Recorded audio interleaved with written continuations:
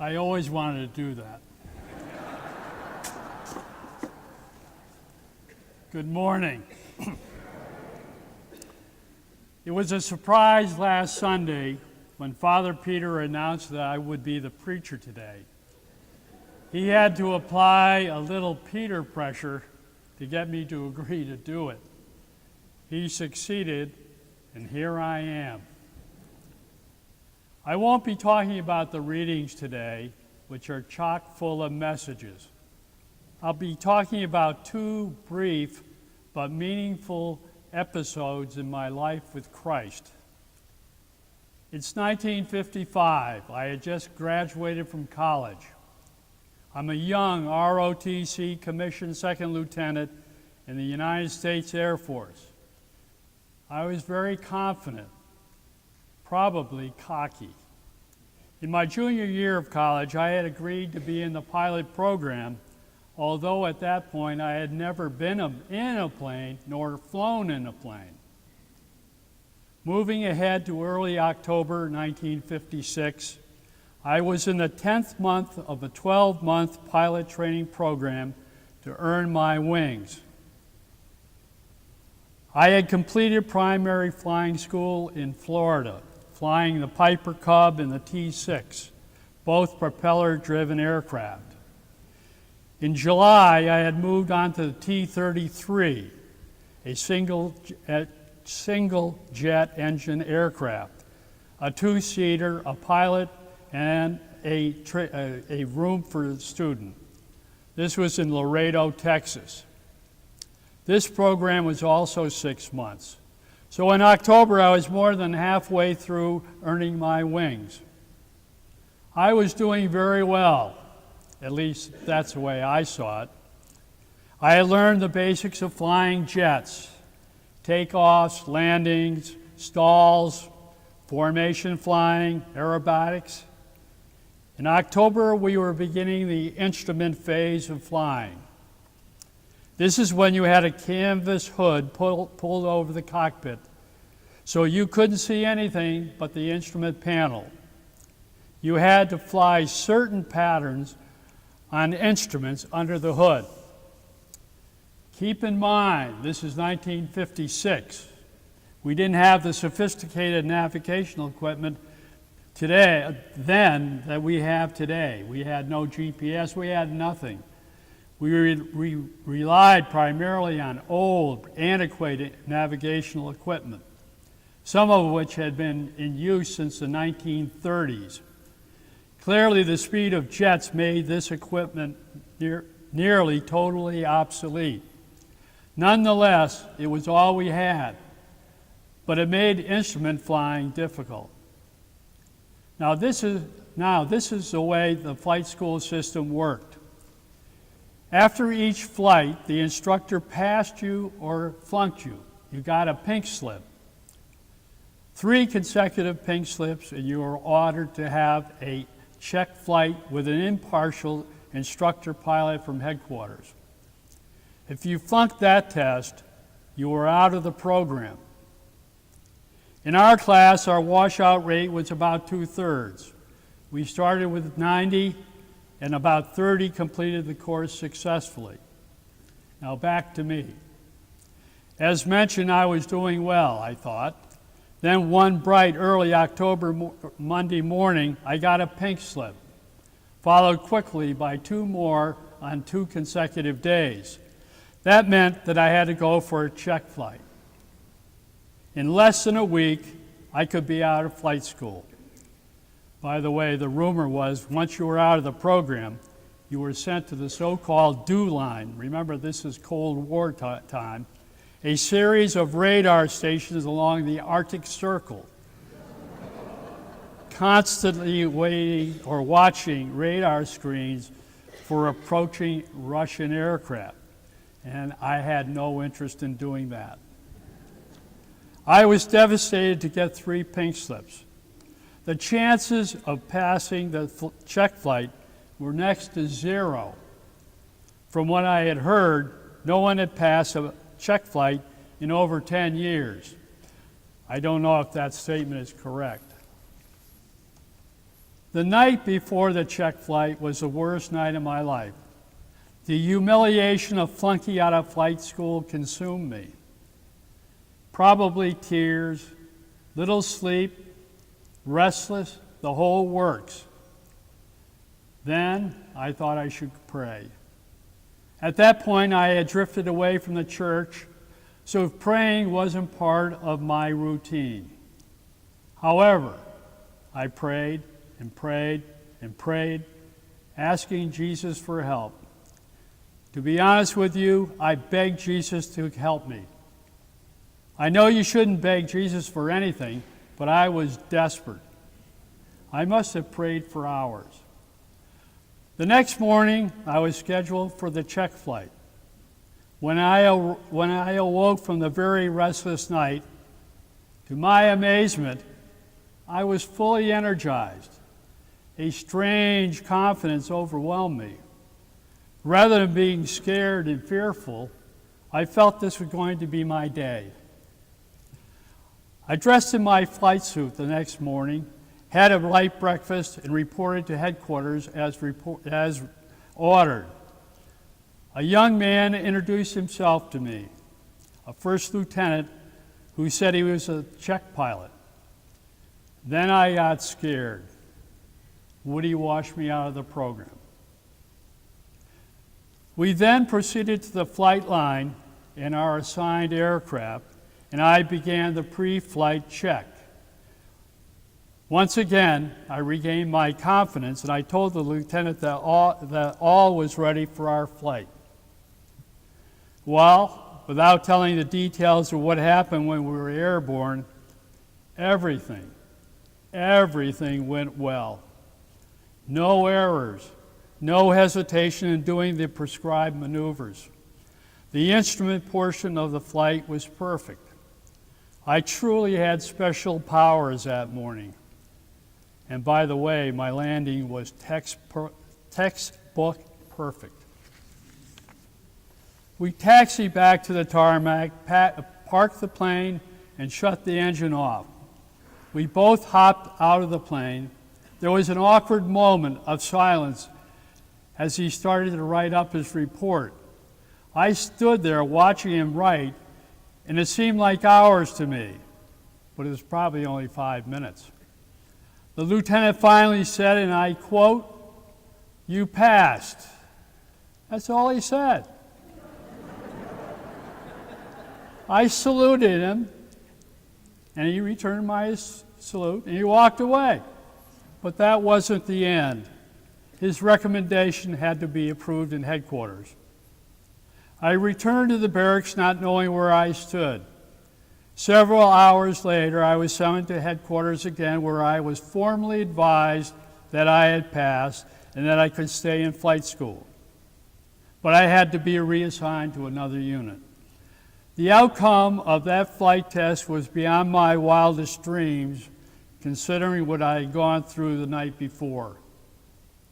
To round out the story, I went on to earn my wings less than 2 months later. Reflecting back, I knew something special had happened that morning. I had been blessed, and Jesus had helped me escape elimination. That experience was engraved in my mind forever.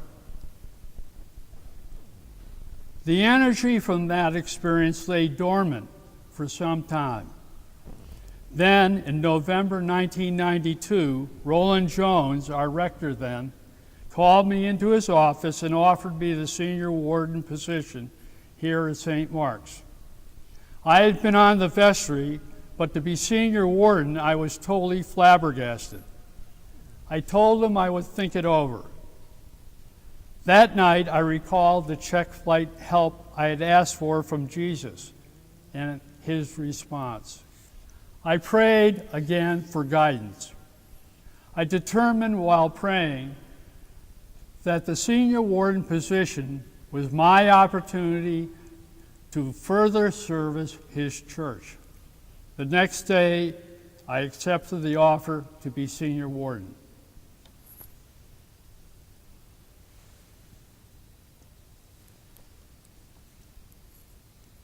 I became the senior warden at the parish meeting in January 1993. The first year and a half went smoothly. Then in July 1994, Roland Jones announced that he had cancer and would vacate the rector position. Wow, what a surprise. He left some months later, and we are now in the interim period. Some of you probably recall this time. As senior warden, it was my responsibility to run this tremendous operation. What a challenge. I won't get into all the details, but I can tell you it was very time-consuming. Working with the interim priest, getting supply priests, organizing the parish profile, vestry meetings, and getting the search process going, let alone doing my regular insurance job. That filled my calendar day in and day out. During my senior warden days and later when I was parish administrator, we had the best of times and sometimes the worst of times. I witnessed some nasty behavior by some, and on the other hand, some extremely uplifting and positive behavior by others. Fortunately, we survived and continually grew as a community. When I retired from the senior warden position, the parish administrator position had been vacant for about 9 months. That's when Bill Pickering, then our new rector, asked me if I would consider doing it. It was a part-time job and would require 20 hours per week, he told me.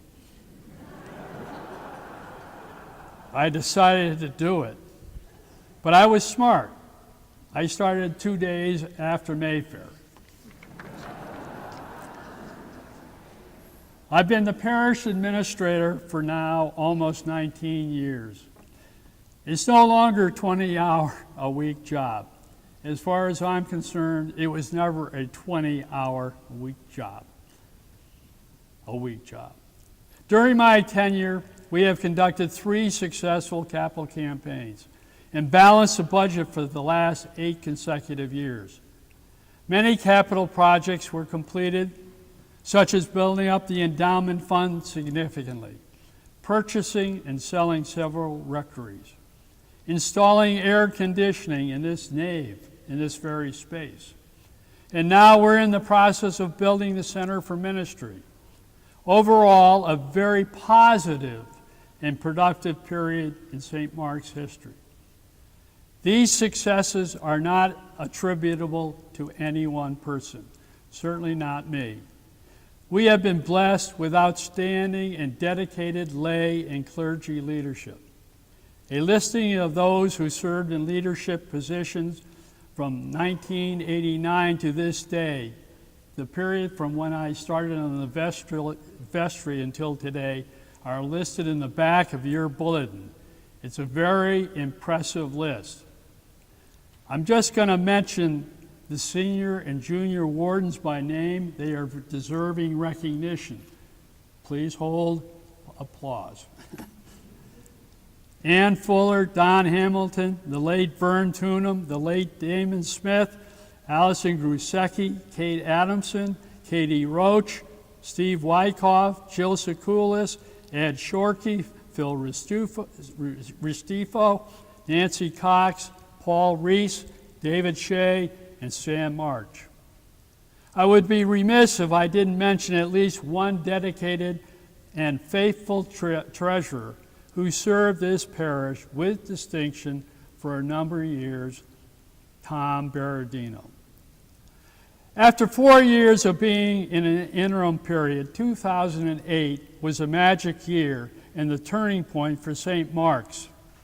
Through the hard work of the search committee and others, we found and offered the rectorship to the Reverend Peter F. Walsh. Since his arrival in July of 2008, St. Mark's has flourished in all areas, spiritually, membership growth, programs for the youth and adults, just to mention a few. We are doing well, but our potential for greater success is here. All we have to do is do it. This is off the script. We desperately need a third clergy person, full-time, in my opinion. And how can we do that? It's through stewardship. We need everyone to contribute to the 2017 stewardship drive. We're behind at this point, but we can make it happen. 2016 was a struggle for us. We don't want to do it again. So if you've pledged, thank you.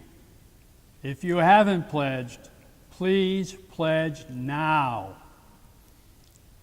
Now, back to my script. Before I conclude, I want to recognize the people who really put out for you daily. It's the St. Mark's staff and clergy. They are the ones who made my life much easier. It's been a pleasure to serve with them. I'm going to read their names. Hold their applause again, please. B.P. Thomas, Jill Sekulis, Mike Leprino, Beth Ralston. Beth, by the way, put the program together on Friday night and did a fabulous job. Megan Farrell, Priska Spitz, Rob Schwartz, Ed Hill, Laura Watt, Syra Borsi, Jan Maines, and John Kennedy. And today we're pleased to have several former staff members here, Taya McGee and Rhonda Morrill. Now I also would like to recognize the clergy, Father Justin Crisp, Pastor Martha Klein Larson, and of course Father Peter Walsh. Now you may applaud.